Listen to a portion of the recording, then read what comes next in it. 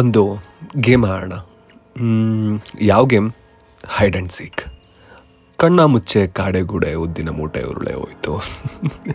ಆದರೆ ಒಂದು ಸಣ್ಣ ಟ್ವಿಸ್ಟ್, ನಿಮ್ಮನ್ನ ಹುಡುಕ್ತಿರೋರು ನಿಮ್ಮ ಸ್ನೇಹಿತರಲ್ಲ, ನಿಮ್ಮ ಶತ್ರುಗಳು. ಸಿಕ್ಕಿದ್ರೆ ಸಮರಾದ್ನೇನೆ.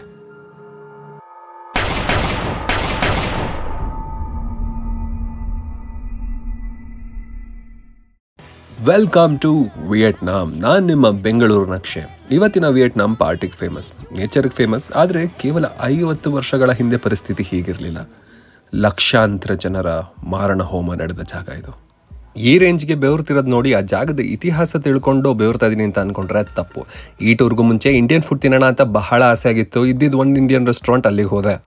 ನನ್ನ ಗ್ರಹಚಾರಕ್ಕೆ ಆರ್ಡ್ರ್ ಮಾಡಿದ್ದು 1 ಅವರ್ ಆದಮೇಲೆ ಊಟ ತಂದು ಕೊಟ್ಟರು. ಟೈಮ್ ಹೋಗೋದು ನನಗೆ ಗೊತ್ತಾಗಬಾರ್ದು ಅಂತ ಕಷ್ಟ ಸುಖ ಮಾತಾಡ್ಕೊಂಡು ಕೂತರು. ಈ ಕಡೆ ನನಗೆ ಬಸ್ ಮಿಸ್ ಆಗುತ್ತೆ ಅನ್ನೋ ಟೆನ್ಷನ್ ಬೇರೆ. ನೋಡೋಷ್ಟು ನೋಡಿ ಕೊನೆಗೆ ಅಂತ ಸರಿಯಾಗಿ ಹೇಳಿ 1 ಕಿಲೋಮೀಟರ್ ಓಡ್ ಬಂದು ಕೂಚಿ ಟನಲ್ಸ್ ಟೂರ್ ಬಸ್ ಹತ್ತದೆ. ಅಮೆರಿಕದವರು ವಿಯೆಟ್ನಾಂನ ಮೇಲೆ ದಾಳಿ ಮಾಡ್ತಾರೆ. ಯಾವುದರಿಂದ ಅಂದರೆ ಬರೀ ಬಂದೂಕಗಳಿಂದಲ್ಲ, ಟಾಕ್ಸಿನ್ ಗ್ಯಾಸಸ್ ಏನಿರುತ್ತೆ ಅದನ್ನು ವಿಯೆಟ್ನಾಂ ಪೂರ್ತಿ ಹಾಕ್ತಾರೆ.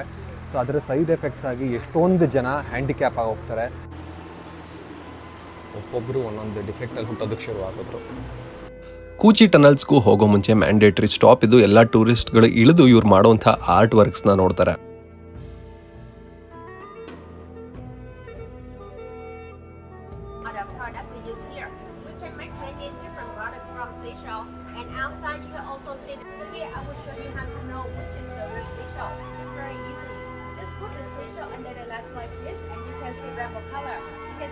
ಕೆಲವ್ರಿಗೆ ಕಣ್ಣು ಕಾಣಿಸಲ್ಲ, ಕೆಲವ್ರಿಗೆ ಕಾಲು ಹೋಗ್ಬಿಡುತ್ತೆ, ಕೆಲವ್ರಿಗೆ ಮೆಂಟಲಿ ಡಿಸೇಬಲ್ ಆಗಿಬಿಡ್ತಾರೆ.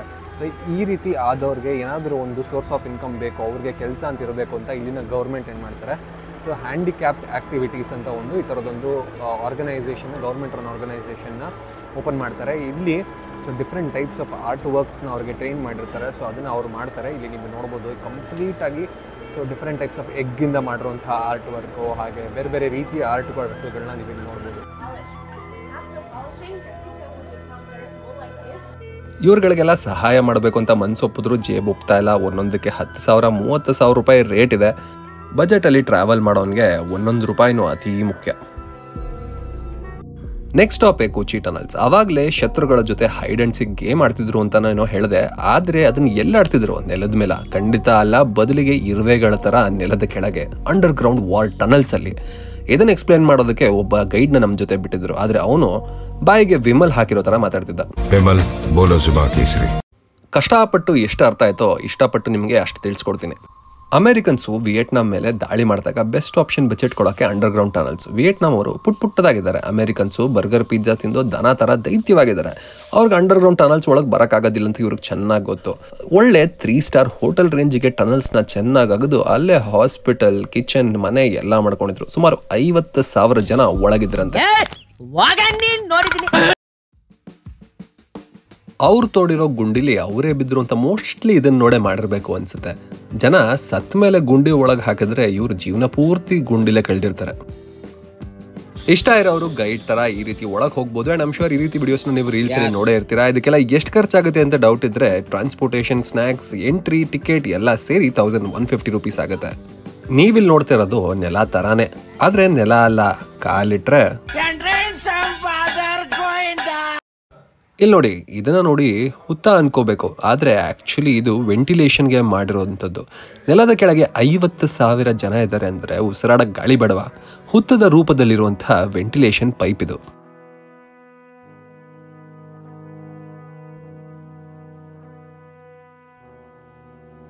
ಯೂನಿಫಾರ್ಮ್ ಇದು. ಸೊ ಈ ಟೈರಿಂದ ಇದನ್ನು ರೀಸೈಕಲ್ ಮಾಡಿರೋದು. ಕ್ಯಾಮೋಫ್ಲಾಜ್ಗೆ ಯೂಸ್ ಆಗುತ್ತೆ ಅಂತ ಈ ಥರ ಮಾಡಿರೋದು.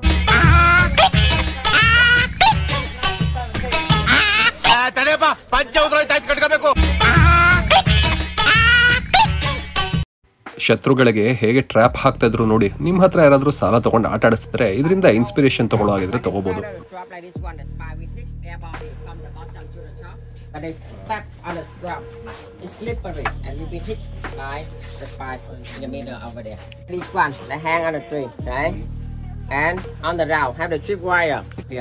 They set up the landmines on the route. On the route, detonator, they cover like the tree. So when the change the tree, landmine blow up They chat.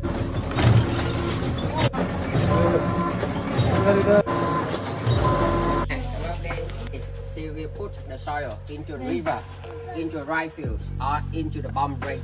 ಇವರ ಇಷ್ಟೊಂದು ವಾರ್ ಸ್ಟ್ರಾಟಜೀಸ್ಗಳಲ್ಲಿ ನನಗೆ ಬಹಳ ಇಂಟ್ರೆಸ್ಟಿಂಗ್ ಅನಿಸಿದ್ದೆ ಈ ಟೈರಿಂದ ಮಾಡಿರುವಂತಹ ಸ್ಲಿಪ್ಪರ್ಸ್ 5 ರಿಂದ 6 ವರ್ಷ ಬಾಳಿಕೆ ಬರ್ತಿತ್ತಂತೆ.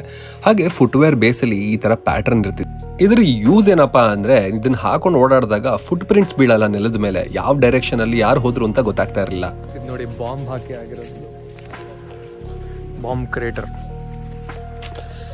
ಇವಾಗ ಆಕ್ಚುಯಲ್ ವಾರ್ ಟನಲ್ಸ್ಗೆ ಹೋಗೋ ಸಮಯ. ಗೈಡ್ ನಿನ್ ಕೈಲಿ ಆಗಲ್ಲ, ಆಕ್ಸಿಜನ್ ಕಮ್ಮಿ ಇದೆ, ಸತ್ತೋಗಿರೋರು ಆತ್ಮಗಳು ಬೇರೆ ಇರುತ್ತೆ ಅಂದ್ರು. ಆದ್ರೆ ನಾನ್ ಗೊತ್ತಲ್ಲ, ಈ ರೌಡಿ ರಂಗನ್ನ ಹೇಳೋದನ್ನೇ ಮಾಡೋದು, ಮಾಡೋದನ್ನೇ ಹೇಳೋದು.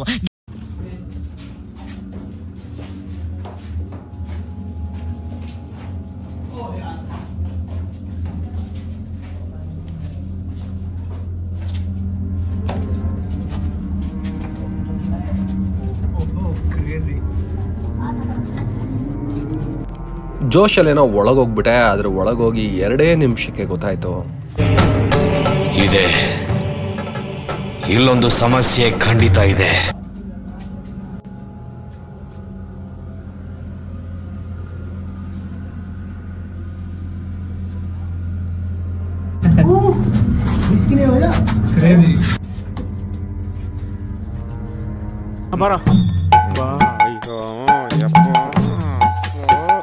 ಬಸ್ರಿ ಹೆಂಗ್ಸ್ ಬಂದಂಗೆ ಬತ್ತಿಯಲ್ಲೋ.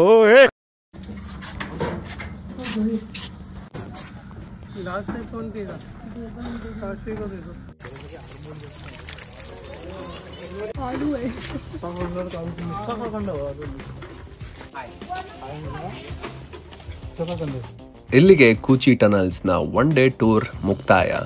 ಈ ಕೂಚಿ ಟನಲ್ಸ್ಗೆ ಹೋಗೋದಕ್ಕೆ ಖರ್ಚಾಗಿದ್ದು 1150 ರೂಪೀಸ್. ನೀವು ವಿಯೆಟ್ನಾಮಿಗೆ ಬರೋದಕ್ಕೆ ಮುಂಚೆನೇ ಈ ಒಂದು ಪ್ಯಾಕೇಜ್ನ ಬುಕ್ ಮಾಡ್ಬೋದು. ಆದರೆ ಲೋಕಲ್ ವೆಂಡರ್ಸಲ್ಲಿ ಬುಕ್ ಮಾಡಿದ್ರೆ ನಿಮಗೆ ಸಾಕಷ್ಟು ಕಮ್ಮಿ ಬೀಳುತ್ತೆ. ಈ ಜಾಗಕ್ಕೆ ಗೈಡ್ ಇಲ್ಲದೆ ಹೋಗೋದೇ ವೇಸ್ಟ್. ಆ ನಾಲೆಜ್ ನಿಮಗೆ ಗೊತ್ತಾದಾಗ ಆಗೋ ರೋಮಾಂಚನನೇ ಬೇರೆ. ಈ ಜಾಗಕ್ಕೆ ಹೋಗಿ ಬಂದ ಮೇಲೆ 2 ವಿಷಯ ನನಗನ್ನಿಸ್ತು. ಇದೆಲ್ಲ ನಡೆದಿದ್ದು ಬಹಳ ರೀಸೆಂಟಾಗಿ. ವಿಯೆಟ್ನಾಮಲ್ಲಿ ವಾರ್ ಎಂಡ್ ಆಗಿದೆ 1970s. ಸುಮಾರು 50 ವರ್ಷಗಳಲ್ಲಿ ಡೆವಲಪ್ ಆಗಿರುವಂಥ ವ್ಯವಸ್ಥೆನ ಕಟ್ಟೋದ್ರ ಜೊತೆ ತಮ್ಮ ಗಾಯಗಳಿಗೆ ಮುಲಾಮ್ ಹಂಚಿಕೊಂಡಿದ್ದಾರೆ. ಡೆಫಿನೆಟ್ಲಿ ಈ ಜಾಗದ ಫಸ್ಟ್ ಇಂಪ್ರೆಷನ್ ಅಂತೂ ನನಗೆ ಇಷ್ಟ ಆಗಿರಲಿಲ್ಲ. ಆದರೆ ಗಾಯದ ಹಿಂದೆ ಇರುವಂಥ ನೋವು ಅರ್ಥ ಮಾಡ್ಕೊಂಡಾಗ ಮನಸ್ಸು ಇರುವಂಥ ಜಾಗ ಬಹಳ ಸುಂದರವಾಗಿ ಕಾಣಿಸುತ್ತೆ. ನನಗಾಗಿದ್ದು ಕೂಡ ಇದೆ. ವಿಯೆಟ್ನಾಂನ ಹೋಚಿಮಿನ್ ಸಿಟಿ ಟ್ರಿಪ್ಪಲ್ಲಿ ನೀವು 2 ದಿನ ಏನೇನು ಮಾಡ್ಬೋದು ಅಂತ ಆಲ್ರೆಡಿ ಹೇಳಾಗಿದೆ. 1 ದಿನ ಕೂಚಿ ಟನಲ್ಸ್ಗೆ ಹೋಗ್ಬೋದು, ಇನ್ನೊಂದು ದಿನ ಮೆಕಾಂಗ್ ಡೆಲ್ಟಾಗೆ ಹೋಗ್ಬೋದು. ಇನ್ನು ಉಳಿದಿರುವಂಥ 1 ದಿನದಲ್ಲಿ ಏನು ಮಾಡ್ಬೋದು ಅನ್ನೋದನ್ನು ಮುಂದಿನ ವಿಡಿಯೋದಲ್ಲಿ ತಿಳಿಸ್ಕೊಡ್ತೀನಿ. ಅದರ ಜೊತೆ ಒಟ್ಟು ಖರ್ಚು ಎಷ್ಟಾಯಿತು ಅಂತ ಕೂಡ ಸಿಗುತ್ತೆ ನಿಮಗೆ. ಓಕೆ ಬಾಯ್.